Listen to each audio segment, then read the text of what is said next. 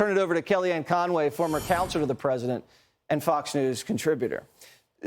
They don't really have a Joe Biden reelection campaign, but if you listen to the media, that's totally okay, and don't worry about a thing, and maybe take some more narcotics. You'll just be fine. Yes, well, it comes down to 11 letters. He's not Trump. 12 with the exclamation point. This is the way they see the Joe Biden presidency, his election in 2020, and his reelection in 2024. He's not Trump, and that's enough. Funny thing, though, the voters will have their say, not the donors, not the anchors, not the media. The voters know what they see, and what they see is a president they didn't realize was in such decline. In the ABC News poll last month, Jesse, clearly 6 in 10 Americans, 7 in 10 independents said Joe Biden lacks both the mental and physical acuity to do the job. He's every minute of 80. Everything that vexes and perplexes voters right now about Joe Biden is not going to change. It'll only get worse. The other thing is that you touched on this. We never truly examine that which we deeply disdain. And what I mean by that is the media haven't spent a minute learning why 74 million Americans voted for Donald Trump in 2020. They ridicule them, they castigate them, they openly make fun of them on Twitter all day. They have nothing else to do on cable TV shows. And those people are going to, for the first time in 2024, vote according to things that they know about Joe Biden, Hunter Biden, Kamala Harris, that they really didn't know in 2020. We hardly saw them. We didn't hear from them. This will be the first election where all that is litigated.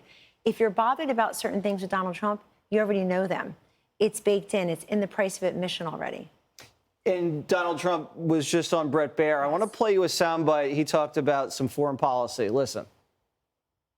What did you learn from your first term that you took from, and changes that you would make if you get elected? I would like to be less combative, but I find the press is extremely dishonest. And if I'm not combative, I don't get my word across. If I'm not combative, I don't know. I don't think you could win. We have the foreign policy one after that. But so he's not going to be less combative. What do voters process when they hear that? Well, voters want a fighter. They want somebody who fights for America, puts America first, literally, and doesn't fight with each other so much as fights for the people. You know, folks are drowning economically right now. They're looking for pockets of air. But what he's also telecasting to people is, I'll never get a fair chance. I'll never get a break.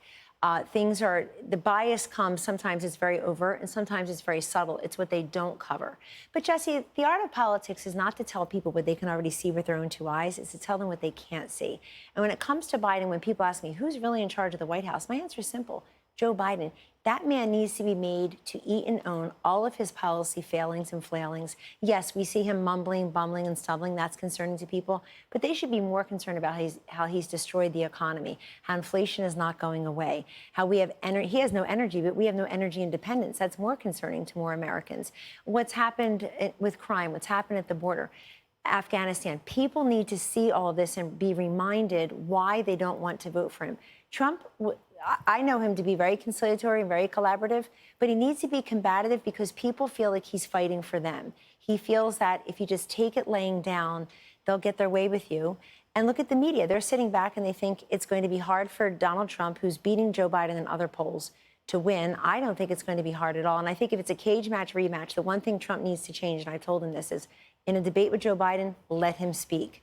Literally just sit back and let him speak. Numbers numb that man's brain, and he won't be able to take 90 minutes of standing there speaking. That is good advice. And here is the foreign policy question. Roll it.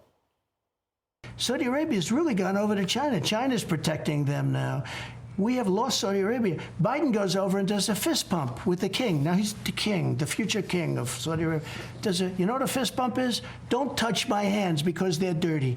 So he tells him, don't touch my hands because your hands are dirty. Let's do a fist pump.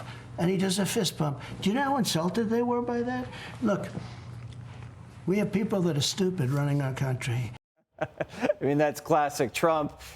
Does that resonate with people, the fist bump commentary?